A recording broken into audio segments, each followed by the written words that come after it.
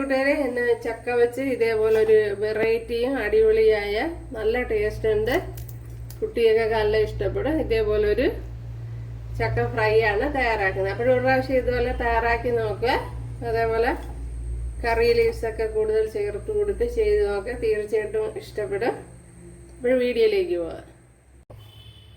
ഉണ്ടല്ലേ, ഇത്രയും ചക്ക എടുത്തിട്ടുണ്ട്. കൂട്ടുകാരെ സെലം ബ്ലോസിലേക്ക് സ്വാഗതം. ഇത്രയും ചക്ക എടുത്തിട്ടുണ്ട്. ഇത് വെച്ചിട്ട് ചെറിയൊരു ചക്ക ഫ്രൈ നോക്കാം. അതിനായിട്ട് ഇതിലേക്ക് ഇതൊരു 250 ഗ്രാമൊക്കെ വരും. ഇതിലേക്ക് കുറച്ച് മുളക് പൊടി ചേർത്ത് കൊടുക്കാം.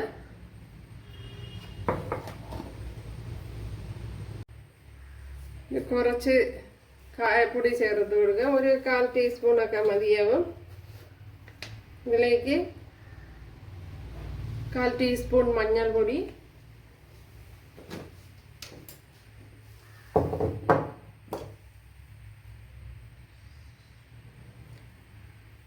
ആവശ്യത്തിനുള്ള ഉപ്പുപൊടി ചേർത്ത് കൊടുക്കാം. ഇതിലേക്ക് 1 ടേബിൾ സ്പൂൺ കറി ലീവ്സ് ഇതേപോലെ കട്ട് ചെയ്ത് ചേർത്ത് കൊടുക്കാം. ഇതിലേക്ക് കുറച്ച് കോൺഫ്ലവർ ചേർത്ത് കൊടുക്കുക. ഞാനിപ്പോൾ ഒരു 2 ടേബിൾ സ്പൂൺ ചേർത്ത് കൊടുത്തിട്ടുണ്ട്. 1 ടീസ്പൂൺ വെളുത്തുള്ളി ഇഞ്ചി പേസ്റ്റ് കൂടെ ചേർത്ത് കൊടുക്കുക.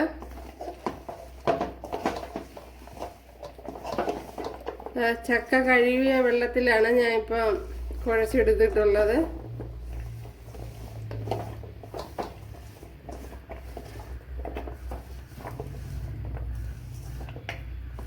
എന്തല്ലേ,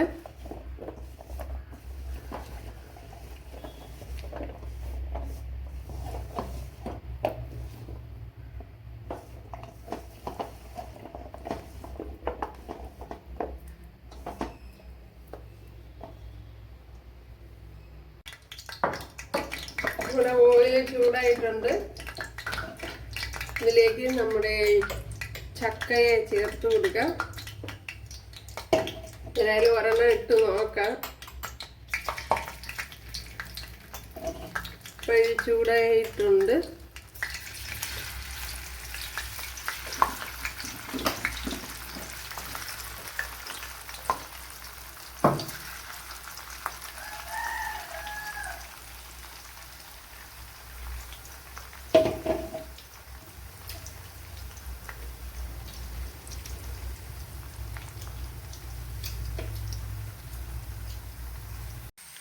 എന്നാലും നമ്മുടെ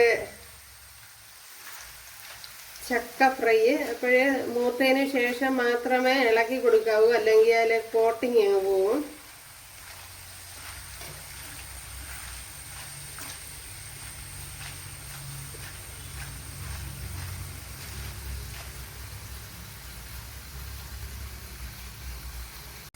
നമ്മുടെ ചക്കയെല്ലാം ഇവിടെ ഫ്രൈ ആയിട്ടുണ്ട്. ഇതിനെ ഇനി കോരി മാറ്റാം. നല്ല കിളിയിലാക്കി കേൾക്കണുണ്ടോ? അപ്പോഴിട്ട ഉടനെ ഇളക്കല്ലേ, എങ്കിൽ നല്ല സിമ്പിളായിട്ടുള്ളൊരു കോട്ടിങ്ങല്ലേ കൊടുത്തിരിക്കുന്നത്. അതങ്ങ് ഇളകി പോവും. ഇളകി ഓയിലിൽ പടന്നു പോകും. ഇതേപോലെ കിളിയിലാന്ന് കേൾക്കാൻ തുടങ്ങുമ്പോൾ കോരി മാറ്റി കൊടുക്കുക. അപ്പോഴേ ഞാൻ നല്ല ടേസ്റ്റ് ഉണ്ട്. ഇതുപോലെ ചെയ്തിട്ടില്ലാത്തവർ ചെയ്ത് നോക്കുക.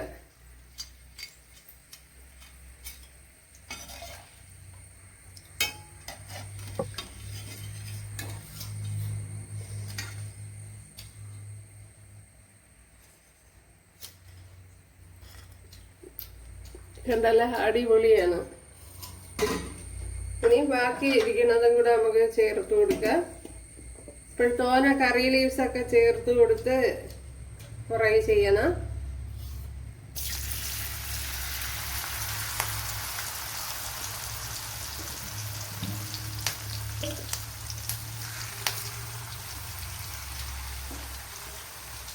അപ്പോഴൊത്തിരി വാരി കുത്തി നിറച്ചു കൊടുക്കുകയും ചെയ്യരുത്. ഇതേപോലെ ഓയിലിൽ മുങ്ങിക്കിടക്കണ പരുവത്തിന് വേണം ചേർത്ത് കൊടുക്കാൻ.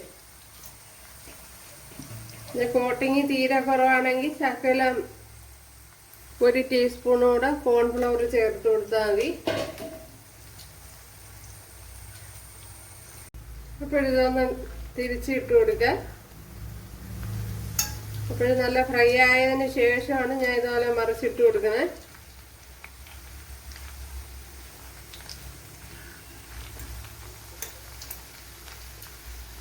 അപ്പോൾ ഫ്രൈ ആവുന്നുമ്പോൾ ഇളക്കി കഴിഞ്ഞാൽ ആ കോട്ടിങ് എല്ലാം അങ്ങ് പോകും.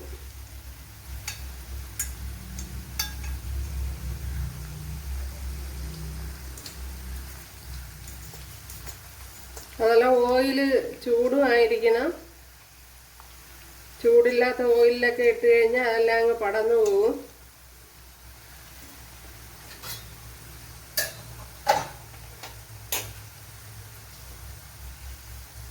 കണ്ടല്ലോ, ഇതെല്ലാം നല്ലപോലെ മൂത്ത് വന്നിട്ടുണ്ട്.